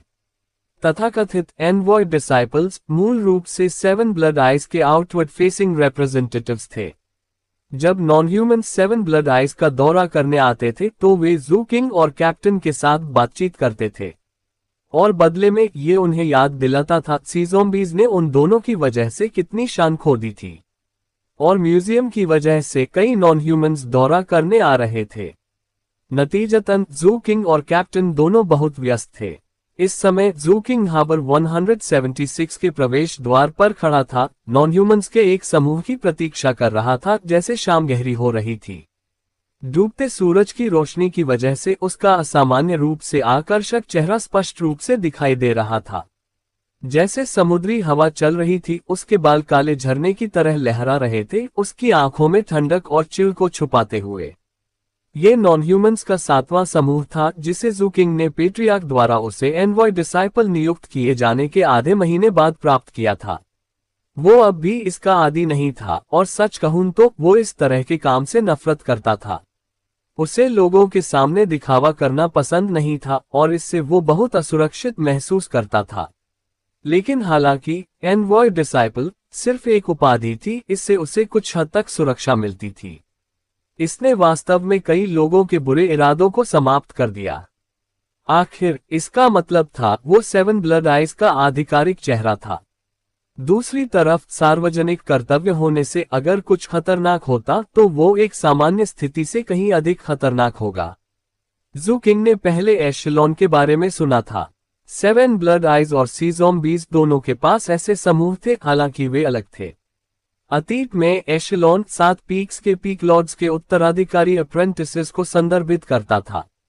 एशेलॉन में शामिल होने का मतलब था तुम्हारी एक बहुत विशेष स्थिति थी, क्योंकि पीक लॉर्ड्स एशेलॉन के भीतर से चुने जाते थे। उन्हें सेक्ट से अधिक मुआवजा भी मिलता था। जहां तक जू किंग की बात थी, वो एशेलॉन में एकमात्र डिसाइपल था जो किसी पीक लॉर्ड का अप्रेंटिस नहीं था।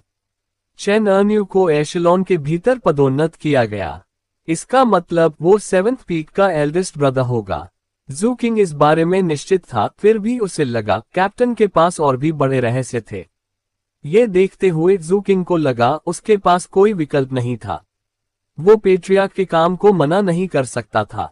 समुद्री हवा ने उसके बालों को उठाया, उसके चेहरे से टकराया और उसके विचारों को बाधित किया। उसने ऊपर देखा, अधीरता से बुदबुदाया, अभी तक आए क्यों नहीं? एल्डर ब्रदर जू, मैंने सुना है कि सीस्टा पीपल की पीठ पर अजीब स्टाफिश जुड़े होते हैं। आमतौर पर वे दिन के उजाले से बचते हैं, तो ये देखते हुए कि अब लगभग रात है, मुझे लगता है वो जल्द ही आएंगे। जू किंग अकेले वहां इंतजार नहीं कर रहा था। उसके पीछे 30 से अधिक डिसाइपल्स खड़े थे। कैप्टन ने विवरण संभाला था, वो इस तरह के कामों में बहुत अधिक रुचि रखता था। कैप्टन ही डिसाइपल्स के लिए असाइनमेंट्स बनाता था और जू किंग उसके ट्रम्प कार्ड की तरह था। अगर कोई आगंतुक समूह ज्यादातर महिला कल्टिवेटर्स से बना होता तो कैप्टन ये सुनिश्चित करता कि जू किंग उनके साथ शामिल हो। और हर बार जब जू किंग दिखता, नोज म्यूजियम देखने आने वाली नॉन ह्यूमन महिला कल्टिवेटर्स उसके बारे में बहुत उत्सुक होती थीं। जू किंग ने मूल रूप से सहयोग करने से इनकार कर दिया था, जब तक उसे एहसास नहीं हुआ अगर उसके मिशन महिला बहुल समूहों पर केंद्रित थे तो उसे कुल मिलाकर कम मिशन मिलेंगे। कैप्टन, ये चिंता करते हुए कि जू किंग असहज महसूस करेगा, ने 2 साथी डिसाइपल्स को उसके सहायक के रूप में व्यवस्थित किया था। उनमें से एक वो थी जिसने अभी बात की थी, गू मुकिंग। गू मुकिंग की आवाज नम थी और उसकी सुंदर नाजुक शक्ल उसे एक फूलदान में एक शानदार कमल की तरह बनाती थी। उसकी हल्की मुस्कान थी और एक अपरिपक्व ऊर्जावान हवा थी। उसका नारंगी डाउस्ट रोब शानदार शाम के बादलों की तरह उससे चिपका हुआ था। गू मुकिंग को ऐसे देखकर डिंग जू आगे बढ़ी और बोली, एल्डर ब्रदर जू, सीस्टा पीपल सच में बहुत ज्यादा कर रहे हैं। मुझे यकीन नहीं होता कि उन्हें देर हो गई। मुझे लगता है इससे कोई फर्क नहीं पड़ता। हालांकि क्या मैंने बताया, मुझे अभी अभी 7 सेक्ट कोalition ने स्वीकार किया है। जंग समाप्त होने के बाद मैं वहां पौधों और वनस्पति के दाव का अध्ययन करने जाऊंगी। आखिरकार मैं इतनी महत्वपूर्ण हो जाऊंगी कि मैं सीस्टास को व्यक्तिगत रूप से आपसे माफी मांगने के लिए मजबूर कर सकती हूँ। एल्डर ब्रदर, मैं हाल ही में बहुत मेहनत से पढ़ाई कर रही हूँ, अगर आप चाहें तो आप मुझसे सवाल पूछ सकते हैं। जैसे वो बोलना समाप्त कर रही थी, उसने एक स्पिरिट नोट और एक जेड स्लिप दिखाया। डिंग जू का स्वभाव मीठा था, त्वचा बर्फ की तरह गोरी थी और काले बाल थे। उसकी सीधी नाक के नीचे नाजुक गुलाबी होंठ थे, थोड़े खुले हुए एक चुलबुले गुलाब की तरह। जब वो बोलती थी वो एक ऑर्किड की तरह मासूम लगती थी। उसकी चमकती आंखें इतनी मोहक थी कि उनमें खोना आसान था।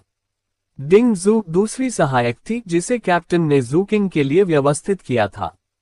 दोनों युवतियां जू किंग के दोनों तरफ खड़ी थीं। दोनों के अपने गुण थे जिससे उनकी तुलना करना उतना ही मुश्किल था जितना बेर, ऑर्किड, बांस और गुलदाउदी की। तीनों के पीछे 30 से अधिक 7 ब्लड आइज डिसाइपल्स थे, जिनमें चाओ जोनगेंग भी शामिल था। पिछले आधे महीने में चाओ जोनगेंग ने बहुत बार सांस ली थी, फिर भी वो अपने चेहरे पर मुस्कान रखने में कामयाब रहा। जहां तक दूसरे डिसाइपल्स की बात थी, वे सभी जू किंग को ऐसे देख रहे थे जैसे किसी देवता को देख रहे हों। पिछले आधे महीने के दौरान गू मुकिंग और डिंग जू स्पष्ट रूप से साथ मिल रही थी, लेकिन सच ये था कि वे एक दूसरे के बिल्कुल विपरीत थीं। और ये और अधिक स्पष्ट होता जा रहा था। अभी गू मुकिंग डिंग जू की तरफ गुस्से से देख रही थी। डिंग जू पीछे न हटना चाहते हुए ने अपनी भौहें उठाई और अपने होंठ थोड़े बाहर निकाल लिए। एल्डर सिस्टर गू, भले ही सीस्टा पीपल के पास एक अच्छा बहाना हो, इसका हमसे कोई लेना देना नहीं है। मुझे परवाह नहीं होगी अगर वे हमें इंतजार करवाएं, लेकिन ये सच में मुझे परेशान करता है कि वे बिग ब्रो ज़ूकिंग को इंतजार करवा रहे हैं। क्या तुम ये बताने की कोशिश नहीं कर रही हो कि तुम इससे ठीक हो? बिग ब्रो ज़ूकिंग कल्टीवेशन के मामले में बहुत मेहनती है, लेकिन अब वे उसे खड़ा करवा रहे हैं। ये सच में बहुत अपमानजनक है। गू मुकिंग ने गहरी सांस ली। वो एक शांत व्यक्ति थी जो सुंदरता को महत्व देती थी, लेकिन पिछले आधे महीने में वो कई बार अपना आपा खोने के करीब आ गई थी। उसके पास डिंगजू की तरह शब्दों का कौशल नहीं था। हर बार जब डिंगजू ऐसा दृश्य बनाती, गू मुकिंग मन ही मन उसके व्यभिचारी, कामुक तरीकों को कोसती। डिंगजू, तुम मुझे हमेशा एल्डर सिस्टर क्यों बुलाती हो? मैं सिर्फ 17 साल की हूँ। क्या मैं पूछ सकती हूँ तुम कितने साल की हो? डिंगजू की आंखें लाल हो गईं और उसने अपना सिर झुका लिया। मुझे माफ कर दो एल्डर सिस्टर, उसने धीरे से कहा। मैं बस शब्दों में अच्छी नहीं हूँ। अगर मैंने तुम्हें ठेस पहुंचाने के लिए कुछ कहा एल्डर सिस्टर, तो ये पूरी तरह से दुर्घटना थी। मैं बस बिग ब्रो ज़ूकिंग के बारे में बहुत चिंतित हूँ। गू मुकिंग के माथे पर नसें उभर आईं और उसने अपनी सांसों को नियंत्रित करने के लिए संघर्ष किया। इस बीच उनके पीछे के डिसाइपल्स वो सब कुछ सुन सकते थे और उनमें से कई अब डिंगजू को गहरी प्रशंसा के साथ देख रहे थे। हमेशा की तरह डिंगजू ने बाजी मार ली। ज़ूकिंग ने उत्सुकता से डिंगजू की तरफ देखा, फिर गू मुकिंग की तरफ। फिर उसने उन्हें नजरअंदाज कर दिया। हाल ही में उनके साथ बिताया गया उसका समय बहुत अजीब था और वो इस नतीजे पर पहुंचा था कि वे असाइनमेंट्स पर एक साथ काम करते समय साथ नहीं मिलती थीं। वो कुछ कहने ही वाला था कि अचानक समुद्र से एक गहरी गड़गड़ाहट की आवाज सुनाई दी। शाम के समय में बाहर देखते हुए ज़ूकिंग ने देखा, पहले शांत पानी में अब लहरें उठ रही थीं। जैसे गड़गड़ाहट की आवाजें बड़ी होती गईं, उसने लगभग 3000 मीटर दूर एक विशाल गहरे काले स्टार शेप्ड बैटलशिप देखा। असल में ये एक जुलूस था, क्योंकि पहले के पीछे उसी प्रकार के 6 और बैटलशिप्स थे। जैसे वे चारों तरफ चौंकाने वाला दबाव फैला रहे थे। पहाड़ की चोटियों पर 7 विशाल आंखें लाल रोशनी से चमक रही थीं, जैसे उनका निरीक्षण कर रही हो। ज़ूकिंग के चेहरे के भाव नहीं बदले। जब तक सेक्ट में स्पेल फॉर्मेशन सक्रिय थी, ये चीजों को सुरक्षित रखेगी। इसके अलावा लगभग आधे महीने पहले सिक्स्थ पीक लॉर्ड आराम करने और ठीक होने के लिए सेक्ट में वापस आ गया था। सिक्स्थ पीक लॉर्ड के ड्यूटी पर होने से ज़ूकिंग को बहुत राहत महसूस हुई। जैसे 7 स्टार शेप बैटलशिप्स करीब आए, ज़ूकिंग उन पर खड़े कल्टिवेटर्स को देख सकता था। ऐसा लग रहा था प्रत्येक शिप में लगभग 30 लोग थे। सीस्टा पीपल मनुष्यों की तरह दिखते थे, केवल अंतर ये था उनके बाल नीले थे और आंखें नीली थीं। उनकी पीठ पर गू मुकिंग ने जिन अजीब स्टाफिश जैसी वृद्धियों का जिक्र किया था, वे भी थीं। कुल मिलाकर वे 200 से अधिक लोगों के साथ 7 ब्लड आइज आ रहे थे और उस समूह का लगभग 70% महिला कल्टिवेटर्स थीं। जहां तक उस समूह का नेतृत्व करने वाली 3 महिलाओं की बात थी, उनमें चौंकाने वाली फ्लक्चुएशंस थी, जो ज़ूकिंग को उस 3 सिर वाले 6 हाथ वाले सिज़ोंबी की याद दिलाती थी, जिसका उसने सामना किया था। 3 नेता मध्यम आयु वर्ग की थीं और उनके सामने एक खूबसूरत युवा महिला खड़ी थी, जो लगभग 16 या 17 साल की लग रही थी। उसके बाल नीले थे, उसने एक खूबसूरत गाउन पहनी थी और उसकी त्वचा असामान्य रूप से पीली थी।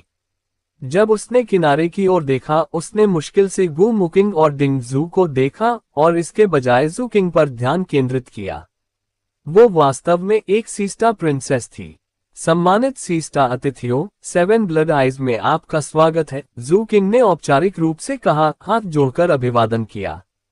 तुम ज़ूकिंग हो? सीस्टा प्रिंसेस ने मुस्कान के साथ कहा, उत्सुकता से उसे देखते हुए। हाँ, ज़ूकिंग ने सिर हिलाकर जवाब दिया, समय बहुत देर हो गया है।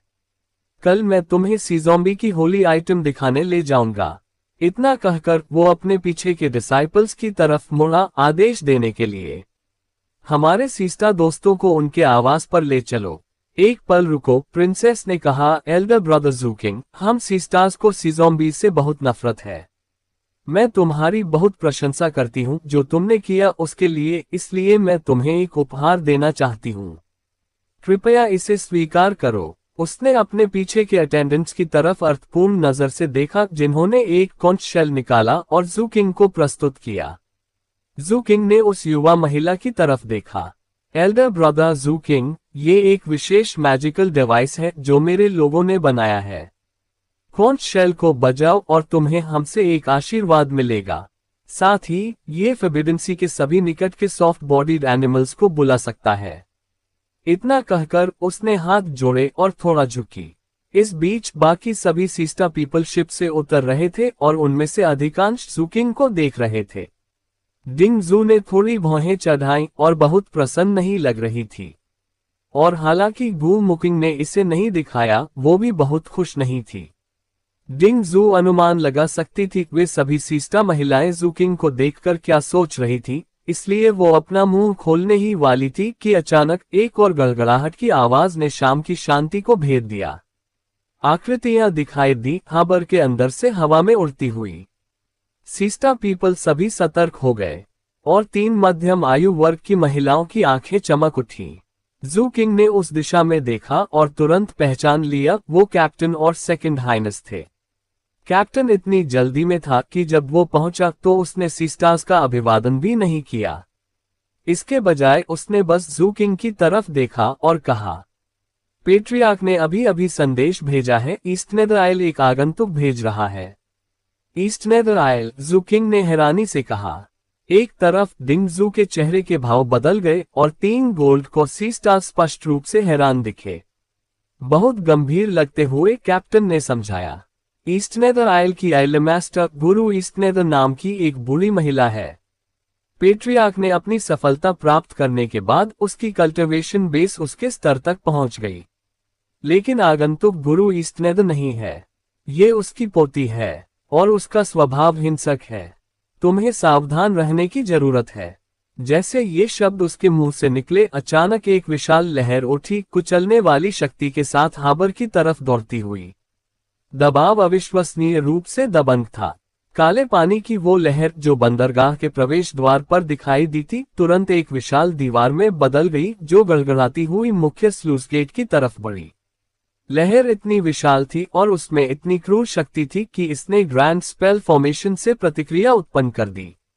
दूर की 7 आंखें चमक उठी और प्रतिक्रिया में लाल रोशनी की एक स्क्रीन दिखाई दी जिसने लहर की प्रगति को रोक दिया। लेकिन गड़गड़ाहट और भी तेज हो गई जब तक कि ये इतनी बहरी कर देने वाली नहीं हो गई कि हाबर 176 के लोगों को लगा जैसे स्वर्गीय गरज उनके कानों में गूंज रही थी।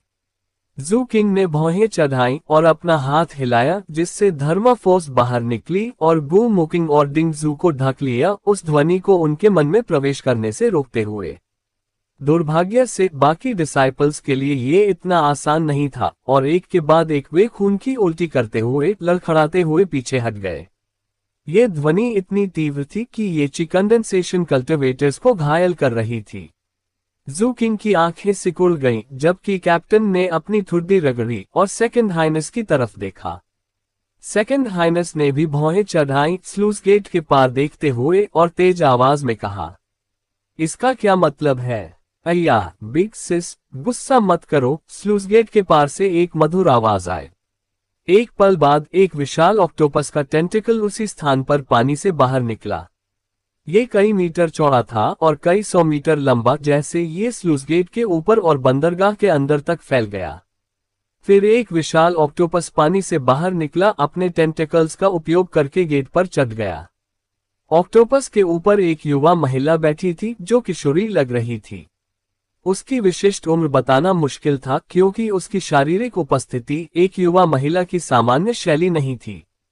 उसने काली टाइट कपड़े पहने थे और बहुत छोटे बाल थे, लेकिन वो प्यारी थी और नाजुक भी लग रही थी, जैसे उसका विशाल ऑक्टोपस हाबर 176 की तरफ बढ़ रहा था।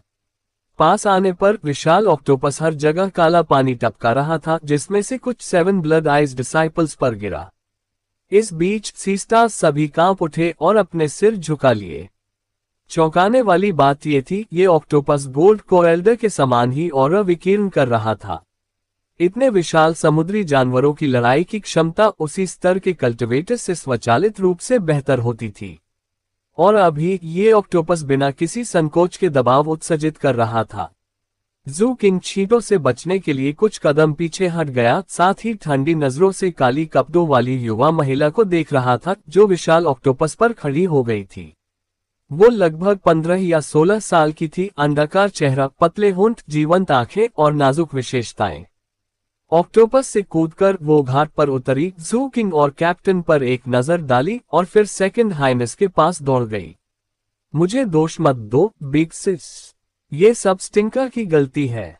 मैं सजा संभाल लूंगी। जैसे ये शब्द उसके मुंह से निकले, युवा महिला ने अपना हाथ हिलाया, जिससे हवा में तेज काले स्पाइक्स का एक समूह दिखाई दिया और फिर वे उसके अपने ऑक्टोपस की तरफ बढ़े, चौंकाने वाली ऊर्जा से स्पंदित होते हुए। और वे उसकी सख्त खाल पर नहीं बल्कि उसकी आंखों पर निशाना साध रहे थे। ऑक्टोपस कांप उठा, हिलने की हिम्मत नहीं कर रहा था, जैसे काले स्पाइक्स उसमें घुस गए। एक पल बाद उसकी आंखों से काला खून रिसने लगा। ये सब देखकर जू किंग की पुतलियां सिकुड़ गईं। और जैसे उसने काली कपड़ों वाली लड़की को और करीब से देखा, उसका दिल थोड़ा तेज धड़कने लगा। कारण ये था, हालांकि ये लड़की एक सामान्य मानव की तरह दिखती थी, वो वास्तव में अलग थी। वो कैप्टन की तरह नहीं थी, या सी ज़ॉम्बी डाउ चाइल्ड की तरह, या एल्डर्स या पीकलॉड्स की तरह। वो बहुत अधिक शुद्ध लग रही थी। ये एक शुद्धता थी जिसे जू किंग बहुत स्पष्ट रूप से समझता था, और यही कारण था कि उसका दिल अचानक तेज धड़क रहा था। उसके अंदर कोई मुटजन नहीं है। ये पहली बार था जब जू किंग ने कभी किसी अन्य कल्टिवेटर का सामना किया था जिसमें मुटजन नहीं था। वो इतनी शुद्ध थी जैसे किसी देवता की बेटी हो। इससे भी अधिक, जू किंग मुश्किल से इस बात के प्रमाण देख सकता था कि उसके पास 100 से अधिक थर्मल एपर्चर्स खुले थे। वो 120 के स्तर तक नहीं पहुंची थी, बल्कि उसके 104 खुले थे। इससे भी अधिक, वो स्पष्ट रूप से और अधिक खोलना जारी रख रही थी, और ऐसा नहीं लग रहा था कि वो 120 पर रुकेगी। ये पूरी तरह से संभव था, वो उस स्तर से आगे निकल जाएगी। ये अपने आप में जू किंग के लिए कोई झटका नहीं था, क्योंकि वो पहले इस निष्कर्ष पर पहुंच चुका था कि 120 अंतिम सीमा नहीं थी। चिढ़कर भौहें चढ़ाते हुए सेकंड हाइनेस ने कहा, यनियन, ये 7 ब्लड आइज है तुम। ठीक है, ठीक है, यनियन ने मीठे स्वर में कहा, अपनी बाहें सेकंड हाइनेस की बाह में डालते हुए। मेरी गलती थी, बिग सिस। स्पष्ट था, यनियन सेकंड हाइनेस के करीब थी। अपना सिर हिलाते हुए सेकंड हाइनेस ने कैप्टन की तरफ देखा। एल्डेस्ट ब्रदर, ओह देखो, यनियन ने जानबूझकर ऐसा नहीं किया। मुस्कुराते हुए कैप्टन ने यनियन का माप लिया। उसने उत्सुकता से उसकी तरफ देखा, मुस्कुराते हुए 2 डिंपल दिखाए और बोली, मुझे ऐसे मत देखो, अगर तुम ऐसा करोगे तो मैं स्टिंकर से तुम्हारी आंखें निकलवा दूंगी। कैप्टन की आंखें चमक उठी, उसने जानबूझकर उन्हें और भी चौड़ा खोल दिया। एक सेब निकालकर उसने एक टुकड़ा काटा और कहा, यह पूरी तरह से ठीक है, असल में मैं खुद उन्हें तुम्हारे लिए निकाल दूंगा। कैसा रहेगा अगर हम एक्सचेंज करें?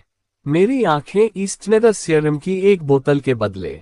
यनियन की भौहें ऊपर उठ गईं, लेकिन फिर सेकंड हाइनेस ने अपनी बाह उसके चारों ओर कस ली।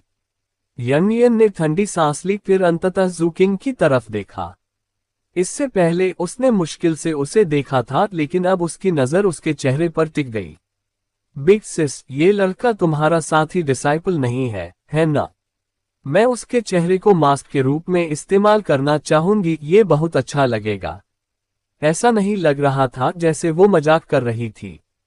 उसकी आंखें बहुत अजीब रोशनी से चमक रही थीं। उसी समय विशाल ऑक्टोपस ने जू किंग की तरफ ठंडी नजर से देखा। वहां मौजूद हर कोई बहुत घबरा गया था और सीस्टार्स दूर हट रहे थे। इस बीच जू किंग ने कुछ नहीं कहा, लेकिन उसकी धर्म फोर्स पहले से ही एकत्रित हो रही थी और उसकी छाया किसी भी समय कार्य करने के लिए तैयार थी। जैसे यनियन की आंखें सिकुड़ गईं, सेकंड हाइनेस ने मन ही मन सांस ली। बिल्कुल नहीं, सेकंड हाइनेस ने तेजी से कहा। यह बिना कहे चला गया कि सेकंड हाइनेस जू किंग से परिचित थी और जानती थी कि वो हुवैंग यान का दोस्त था। इसके लिए माफ करना जू किंग, तुम अभी चले जाओ तो बेहतर होगा। मैं ये सब बाद में हुवैंग यान को समझा दूंगी। जू किंग ने सिर हिलाया और जाने को मुड़ा, लेकिन हु वैंग यान का नाम सुनते ही यनियन अचानक मुस्कुरा दी। तुम इस लड़के की रक्षा क्यों कर रही हो, बिग सिस? क्या तुम उस पर मोहित हो गई हो? ऐसा है तो मैं उसका चेहरा नहीं चाहती, इसके बजाय मैं उससे टुकड़े टुकड़े कर दूंगी। वो तेजी से आगे बढ़ी, जू किंग की तरफ दौड़ती हुई, उसकी आंखों में गहरी दुश्मनी जल रही थी। हालांकि वो अथाह गति से चल रही थी, जू किंग पूरे समय सतर्क था। उसकी लाइफ फ्लेम्स तुरंत जल उठी जैसे वो प्रोफाउंड रेडियंट स्टेट में प्रवेश कर गया और यनियन की तरफ दौड़ा। उसी समय ऑक्टोपस गोल्ड को स्तर के दबाव के साथ फट पड़ा और अपना हमला शुरू करने ही वाला था कि गुस्से की एक गर्जना सिक्स पीक से स्वर्गीय गरज की तरह फूट पड़ी। कितनी ढिठाई! ऑक्टोपस कांप उठा और उसकी ऑरा अचानक दबाव के तहत ढह गई। अदृश्य शक्ति इतनी अधिक थी कि वो हिल नहीं सकता था। कैप्टन ने उसी क्षण ऑक्टोपस की तरफ दौड़ने का विकल्प चुना। बर्फीली ऊर्जा के साथ फटते हुए वो एक टेंटिकल की तरफ सीधा बढ़ा और उसमें दांत गड़ा दिए। इस बीच जू किंग और यनियन एक दूसरे से टकरा गए। एक धमाके की आवाज आई जैसे उसने अपने नुकीले नाखून उसके चेहरे की तरफ चलाए। उसने बचने के लिए करवट ली और फिर उसके दाहिने हाथ में एक खंजर प्रकट हुआ जिसे उसने उसके गले की तरफ घुमाया। उसने खंजर से बचने के लिए करवट ली, लेकिन फिर जू किंग का घुटना उसकी छाती पर जा लगा। वो धमाके के साथ ढह गई जैसे वो उसके पास से उड़ गई। एक पल भी न रुकते हुए जू किंग ने काले तरल की एक छोटी बोतल निकाली और उसे अपनी सारी शक्ति के साथ अपने हाथों के बीच तोड़ दिया। बोतल टूट गई और काला तरल चारों दिशाओं में छिटक गया। कुछ उस पर लगा, लेकिन अधिकांश यनियन के हाथ पर लगा जो पीछे से उसकी तरफ बढ़ रहा था। उसके चेहरे के भाव बदल गए। उसने अपना हाथ कलाई पर घुमाया, लेकिन काला तरल उससे उतारने में सक्षम नहीं थी। वो काला तरल वास्तव में अनगिनत छोटे बीटल्स थे और जैसे ही उन्होंने उसकी त्वचा को छुआ, वे उसके पॉज में घुसने लगे। वो फूट पड़ी। लेकिन जू किंग की आंखें किलिंग इंटेंट से जल रही थीं। उसका काला आयन स्क्यूअर प्रकट हुआ और यनियन की तरफ बढ़ा, उसकी छाया भी उसके साथ शामिल हो गई। इस संभावित घातक संकट के क्षण में सिक्स्थ पीक से एक चिड़ी हुई आवाज गूंजी।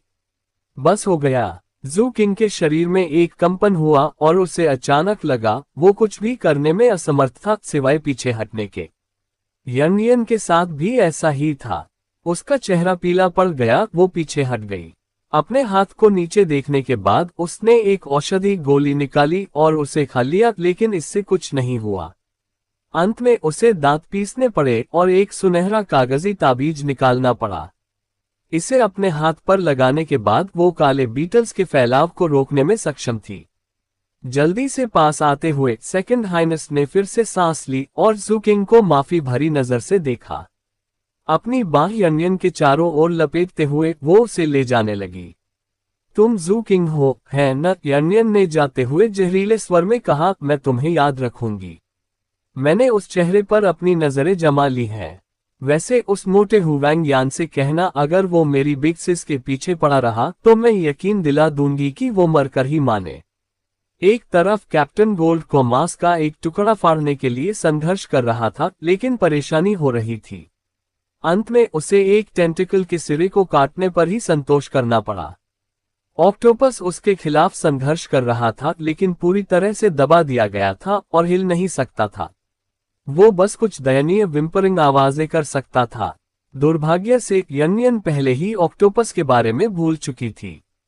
जहां तक सी स्टार्स की बात थी, वे जू किंग और कैप्टन को खुली श्रद्धा के साथ देख रहे थे।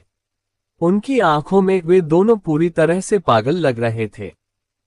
जब एक दबे हुए गोल्ड को समुद्री जानवर का सामना कर रहा था, तुरंत उसके मांस का एक टुकड़ा काटने की कोशिश की। दूसरे ने ईस्ट नेदर आइल की एक जूनियर प्रिंसेस पर खुलेआम हमला किया था और स्पष्ट रूप से उसे मारने की कोशिश कर रहा था। ये कहना मुश्किल है कि कौन अधिक पागल है। इन दोनों से खिलवाड़ करना ठीक नहीं। फिर उन्होंने सीज़ॉम्बीज द्वारा लगाए गए इनाम के बारे में सोचा और इस निष्कर्ष पर पहुंचे कि ऐसे दो लोगों के लिए इतनी नाटकीय चीज करना समझ में आता था। चीजें शांत होने के साथ लोग अपने अपने रास्ते चले गए। अंततः केवल जू किंग, कैप्टन, दबा हुआ ऑक्टोपस और डिंगजू और गू मुकिंग ही पीछे रह गए। कैप्टन ने बाद वाले दोनों को विदा कर दिया। डिंग जू स्पष्ट रूप से चिंतित थी, लेकिन जानती थी कैप्टन और जू किंग के पास चर्चा करने के लिए चीजें थी, इसलिए उसने विदा ली।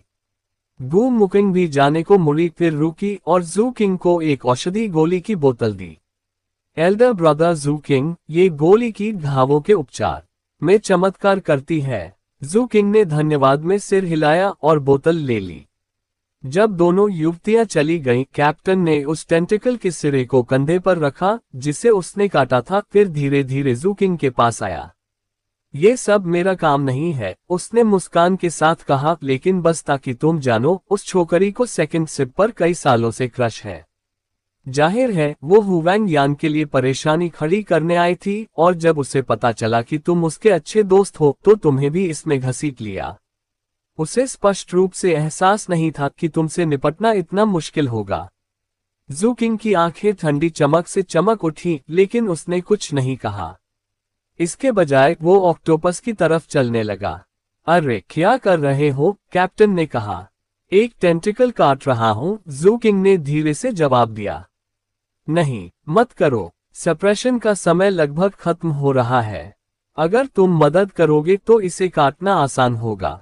जैसे ऑक्टोपस गुस्से से देख रहा था, जू किंग ने एक और खंजर निकाला और काटना शुरू कर दिया। अब आगे क्या होगा? जू किंग और कैप्टन दोनों ने उस ऑक्टोपस के टेंटिकल्स काट डाले, जो गोल्ड कोस्टर का समुद्री जानवर था, हालांकि वो दबा हुआ था। यर्नियन, गुरु ईस्टनेदर की पोती, अब जू किंग से बदला लेना चाहती है। उसने उसके चेहरे पर नजरें जमा ली हैं।